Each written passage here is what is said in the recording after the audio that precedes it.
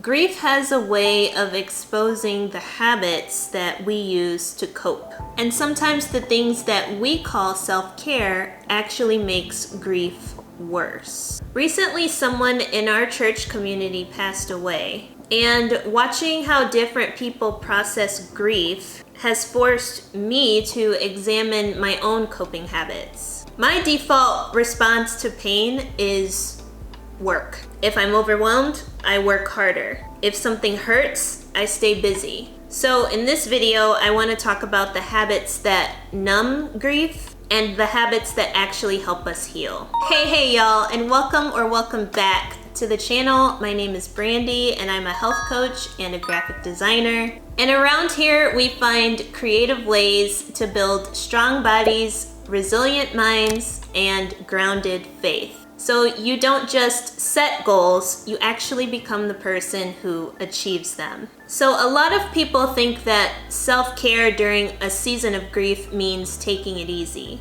which may be true for some people. But sometimes the things that we reach for to feel better can actually make the grief worse. And I've been walking through that reality recently. So when this person in our church community passed away, this is someone who was loved by many, someone who I had worked with and even been in small group with last year. And it reminds me that when something tragic and unexpected like this shows up, grief doesn't just show up in one way. It shows up differently for everyone. Some people withdraw, some people stay busy, some people numb out. And watching all these different responses actually made me examine my own patterns in how I handle grief. If I'm overwhelmed, I work. If I'm stressed, I work. If something really painful happens, I try to bury myself in productivity and efficiency. Not because it's necessarily healthy, of course productivity can be good, but in this case, when I start using productivity in order to not feel other things,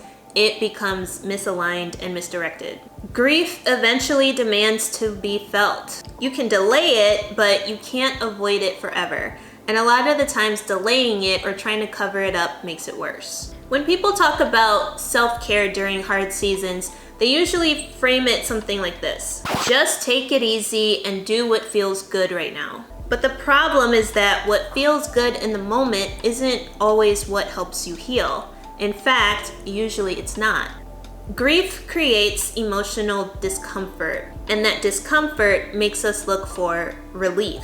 That relief can come from overworking, overeating, substances, unhealthy relationships, distractions, and these things temporarily numb the pain, but they don't heal the source. And often they leave us feeling worse afterwards, like, what the heck is that about? And scripture actually speaks directly to this principle. I need my Bible. I need my Bible. I need my Bible. Galatians 6. Where you at, reaping and sowing? Galatians 6, starting at verse 7 says, "Do not be deceived, God is not mocked. For whatever a person sows, he will also reap.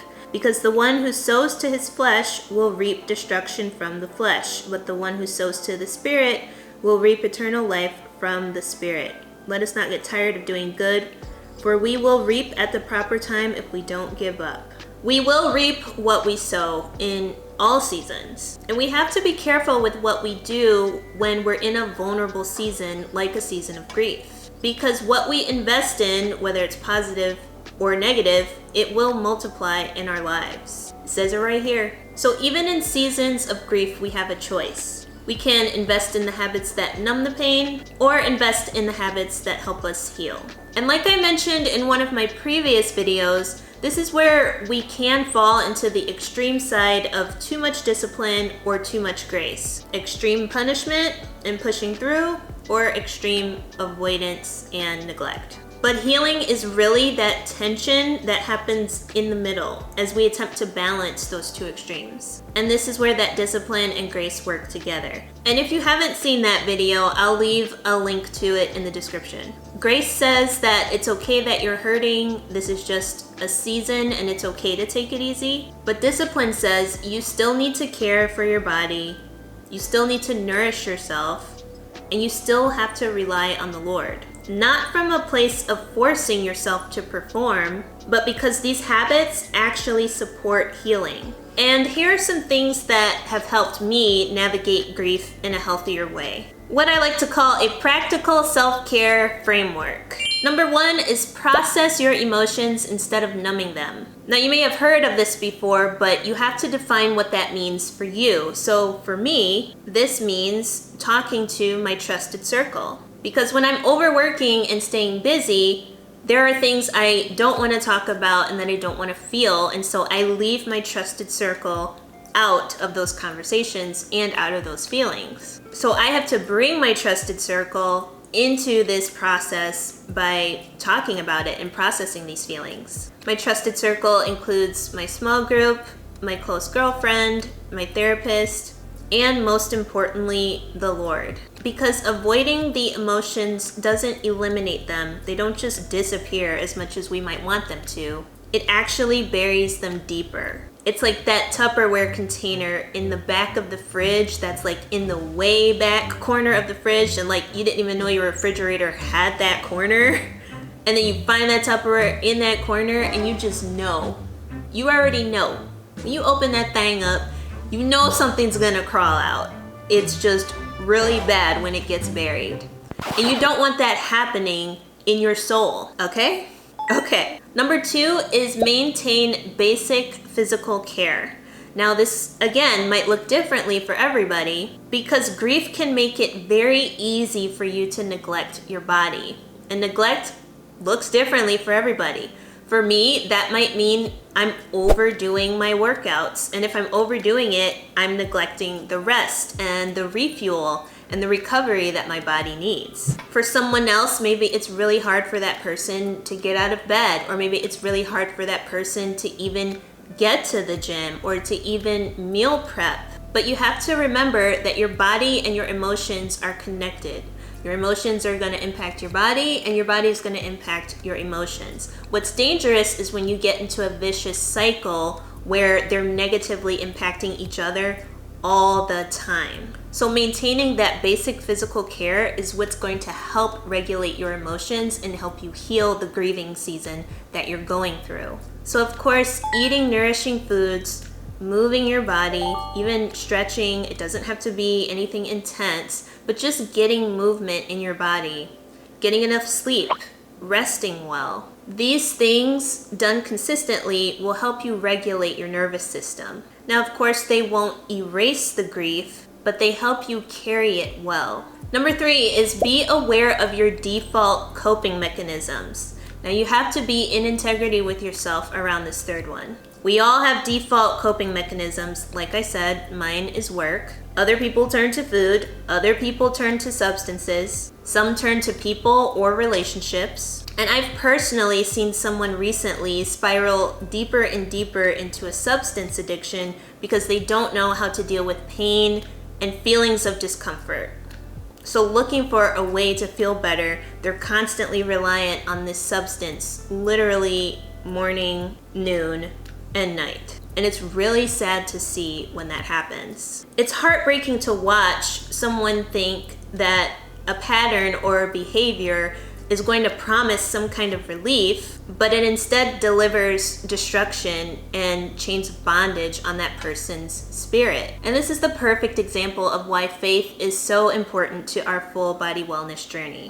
Psalm 34:18 is one of my favorite scriptures. It says, "The Lord is near the brokenhearted and he saves those crushed in spirit." It's the Lord who's with us in this. He's close to the brokenhearted, not the person pretending to be strong, not the person relying on substances or relationships or anything else. God doesn't ask us to hide our grief. He actually meets us in the grief. His strength is made perfect in our weakness. And when we really trust him in those seasons, he sustains us. And I know because I'm literally walking through this season right now. In my own life, there's a lot of different kinds of loss happening right now. I cried 3 times today already, so I know that the Lord is with me in this process because I'm able to walk through it and also sit here and talk to you guys about it. I can actually make this video as a testimony that the Lord is literally walking me through a grieving process. And the closer I stay to him and the more that I think of him and reflect on his word, the more that he actually shows me how he's with me in this process. So I'm telling you, it works. And it's those moments when the tears just come randomly and you really don't want them to come, but you can feel it, and then you know your whole body is having a reaction because you know you're about to cry. You don't want to cry, but you're gonna cry, and the tears are already coming and you're already frustrated. It's in those moments where you just say, Lord, help. Romans 8 even says that all of creation is groaning, and a groaning is not even words. It's not words, it's just groaning. And the Lord hears us and understands our groanings, and when we just don't have anything else to say, he's there with us even in that. Literally all we have to do is turn to him. And whether you know the Lord or not, he's still with you. And if you're in a season of grief where you've tried the relationships, you've tried staying busy, maybe you've tried some substances here and there, I would just encourage you to start turning your head towards the Lord during your season of grief. Ask him to meet you there. Ask him for help. Throw up a groan and just say, Lord, what is this? And be willing to hear what he has to say. I know that when you come to the Lord and when you seek him with your whole heart, he will come for you. We just have to have the ear to hear and the discernment to know his voice from a counterfeit. And that's hard to do when we're grieving. But this is what true self-care is about, because at the end of the day, it's not really about us. It's about the one who created us. I always have to remind myself, I didn't put myself here. I didn't grow a single hair on my head, as crazy as they get sometimes. The Lord is the one who fashioned me together. He knit me together in my mother's womb. And he knows what I need in order to find healing. And I want him to reveal that next layer of healing for me in my life and what that means for the people around me too. Your life can be a testimony for other people when you let the Lord into your season of grief, obediently walk out the things that he's showing you and the things that he wants you to do. Other people see that. We ain't living in a vacuum. Other people can see you walking the walk and talking the talk at the same time. And all of this, the good, the bad, the ugly, it's all a part of your testimony. And all of that points right back up to him. Now that's a cycle I can get on board with. Not the other crazy stuff and the things that I do to try to cope and hide and all of that. I want my grief and my pain to mean something. And if it means that the Lord, my creator, is glorified, then let's do that cycle. Let's keep that going while I'm on this earth. You know what I'm saying? Because the other stuff just doesn't work. Grief is hard enough as it is, and I honestly don't see how people do it without the Lord. This video is really important because not only am I walking through my own season of grief, but I know there's a ton of people in my life who are walking through different kinds of grief.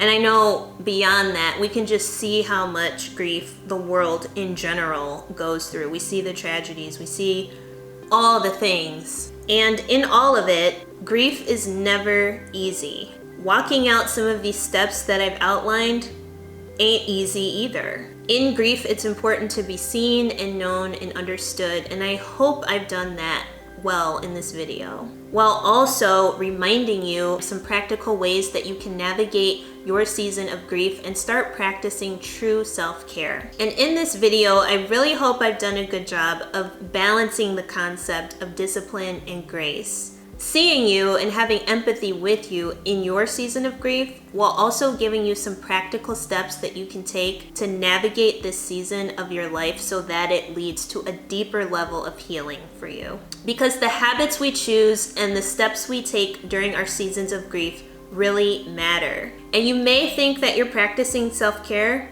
but maybe you're not. And if that's the case, I hope some of the tips that I've given in this video can help you balance that out a little bit better as you navigate your way through. Because our habits and our actions can either pull us deeper into destruction and feelings of sadness, or they can help us move toward true healing. And if you've identified anything in your life that's giving you a temporary high or a temporary feeling of happiness and then it quickly drops off, that's something to examine a little bit closer. And that's also something to bring to the Lord, because maybe you're using that thing to try to fill a hole inside that it was never meant to fill. Or maybe you're walking through a season of grief right now where you are submitted to the Lord. You are talking to healthy people who are helping you navigate this. Maybe you are caring for your body well. Maybe you're working really hard at regulating your emotions, but you feel worse and worse and worse as time goes on. If that's the case, I definitely recommend looking into counseling if you're not doing that already.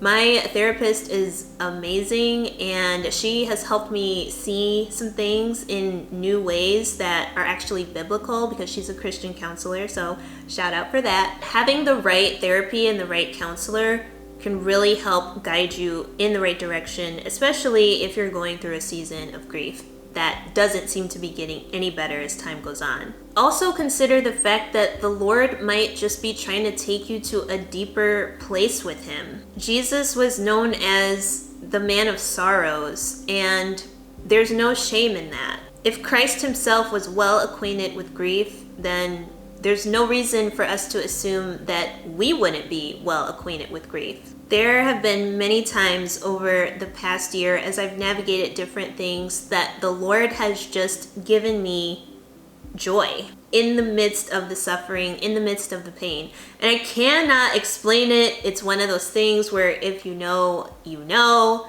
The Lord just gives you His joy even in the midst of grief and pain. And it seems very counterintuitive, but it actually makes me grateful for the times that I seek the Lord in a place of pain, because I know with a confidence that I didn't have before that He is going to meet me there. It helps strengthen my faith, and it helps build my confidence when I'm talking to Him, when I'm trying to evangelize to other people, and when I'm sharing my testimony, when I'm making videos like this. It's because of the joy that the Lord has given me in the hardest seasons of my life. And many of us have heard the saying that goes something like, God never wastes your tears, or none of your grief is wasted.